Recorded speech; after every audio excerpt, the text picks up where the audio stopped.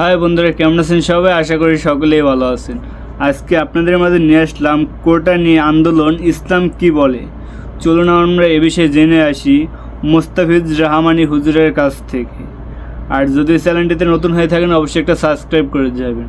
আর সম্পূর্ণ ভিডিওটি দেখার অনুরোধ রইল। চলুন আমরা ভিডিওটি দেখে আসি। আমাদের বাংলাদেশে দেখা যায় কেউ কোটা বিরোধী আন্দোলন করছেন, কেউ কোটার পক্ষে আন্দোলন করছেন। আপনার কাছে স্পষ্টভাবে জানতে চাই, ইসলামে কোটা সিস্টেম এটা অনুমোদন করে কিনা। ঢাকা বিশ্ববিদ্যালয়ের একজন স্টুডেন্ট জানতে চেয়েছেন যে ইসলামে কোটা অনুমোদন করে কিনা। দেখেন, যদি সরাসরি বলেন যে কোটা এই শব্দটা ইসলামে আছে কিনা কোরআন হাদিসের মধ্যে, তো কোটা তো আসলে ইসলাম শরিয়ায় এইভাবে ডিরেক্ট নাই। তবে সিস্টেমটার কথা, কর্মক্ষেত্রে প্রায়োরিটি কে পাবে, কাকে নিয়োগ দেওয়া হবে, কাকে চাকরি দেওয়া হবে, কাকে নির্বাচন করা হবে, এগুলো তো শরীয়তে আছে। একটা মূলনীতি আপনাদেরকে মনে রাখতে হবে। ধরেন সাহাবী রিদওয়ানুল্লাহি আনহুম আজমাইন যখন একটা অঞ্চল জয় করেছে, জয় করার পরে এখানে যে গনিমতের মালগুলো অর্জিত হয়েছে, সেই গনিমতের মালগুলো সাহাবীদের মধ্যে বন্টন করা হয়েছে। বাংলাদেশে স্বাধীনতা সার্বভৌমত্ব রক্ষার জন্য যারা যুদ্ধ করেছেন, এই মানুষগুলোকে সরকার পুরস্কার স্বরূপ মুক্তিযোদ্ধা ভাতা দেয়, তাদের ছেলে মেয়েদেরকে ফ্যাসিলিটি দেয়। সরাসরি এটাকে হারাম বলার কোনো সুযোগ নাই, কারণ সার্বভৌমত্ব রক্ষার জন্য যারা নিজেদের জীবনকে বিতরণ করেছে, বিলিয়ে দিয়েছে, এই মানুষগুলোকে পুরস্কার স্বরূপ অন্য মানুষকে উৎসাহিত করার জন্য এটা রাষ্ট্রনায়ক করতে পারে। এখানে শরীয়তে কোনো ঝামেলা নাই।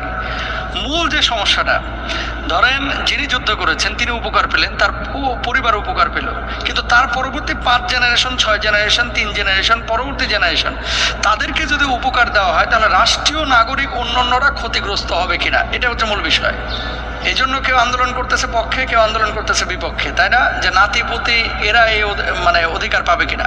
তো এটা বিচারাধীন একটি বিষয়, সেটা রাষ্ট্র সিদ্ধান্ত নেবে। আমরা যে বিষয়টি বলতে চাচ্ছি, হকুল ইবাদ বলে ইসলামের শরীয়তে একটি বিষয় রয়েছে, যে কিছু জিনিস আছে মানুষের হকের সাথে সম্পৃক্ত। ধরেন একটা ছেলে অনার্স মাস্টার্সের সময় 5 বছর 6 বছর মোটো পড়াশোনা করলো না, খালি ঘোরাফেরা করলো, কিন্তু বাপ ছিল একটা কর্মকর্তা, বাপ ছিলেন একজন যোদ্ধা, মোটেও পড়াশোনা করে নাই, টাইনিয়া টুনিয়া কোনোভাবে পাশ করছে।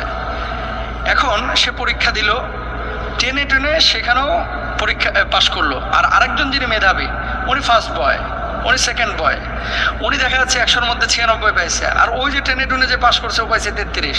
তাহলে কি কোটার আলোকে এই ছেলেটা যে 33 পেয়েছে, ওই 96 পাওয়া ছেলেকে টপকে গিয়ে সে চাকরি নিচ্ছে। তাহলে কি হচ্ছে?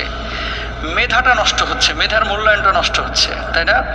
তো ক্ষেত্র বিশেষে এই সমস্ত জায়গা, যেই জায়গাগুলোতে অযোগ্য লোককে নিয়োগ দিলে রাষ্ট্র হুমকির মধ্যে পড়বে, দিন হুমকির মধ্যে পড়বে, পুরো সোসাইটি হুমকির মধ্যে পড়বে, এই সমস্ত জায়গাগুলোতে এগুলো বিবেচনা করা উচিত। এবং ইসলাম এগুলোকে নিরুৎসাহিত করে, এটাকে অনুমোদন করে না।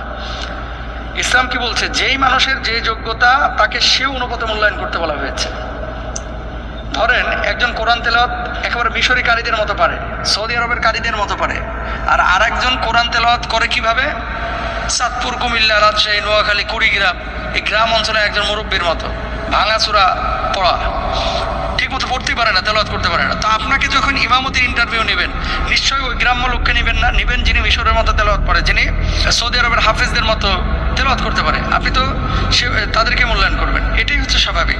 শুনুন, কথা বলে শুনুন। জায়গাটা থেকে আসলে আমাদের খুব ফিল করা এবং খুব চিন্তা করা উচিত যে আমরা কাদেরকে নির্বাচন করছি। এবার আসেন, যদি সরাসরি এটাকে হারাম বলেন, কোটার বিপক্ষে আপনি কথা বলেন, তাহলে রাষ্ট্রের জন্য যারা জীবন দেবে, রাষ্ট্রের সার্বভৌমত্ব রক্ষার জন্য যারা লড়াই করবে, এই মানুষগুলো কিন্তু নিরুৎসাহিত হয়ে যাবে।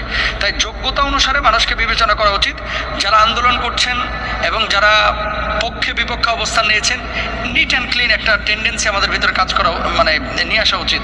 যে কোটি কোটি জনসংখ্যার দেশ হচ্ছে এই বাংলাদেশ, আমি কোটার কারণে, হ্যাঁ, প্রতিবন্ধীকে আপনি যদি সুযোগ না দেন, এই মানুষগুলো কিভাবে এগিয়ে যাবে? তো সেক্ষেত্রে তাদেরকে যোগ্য করে তোলা, যারা পড়াশোনা করছে না কিন্তু কোটার সুবিধা নিচ্ছে, তাদেরকে যোগ্য করে তোলার দায়িত্ব কিন্তু যারা নীতি নির্ধারক তাদেরকে যোগ্য করে তুলবে এবং তাদেরকে সেই কর্মের ব্যবস্থা করে দেবে।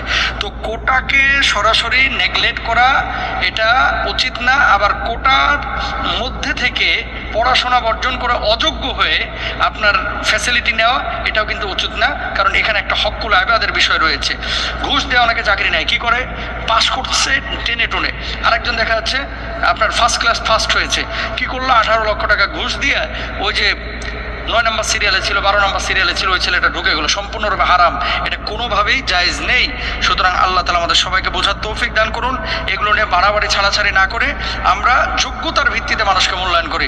আল্লাহ বুঝদান করুক, বলুন আমিন।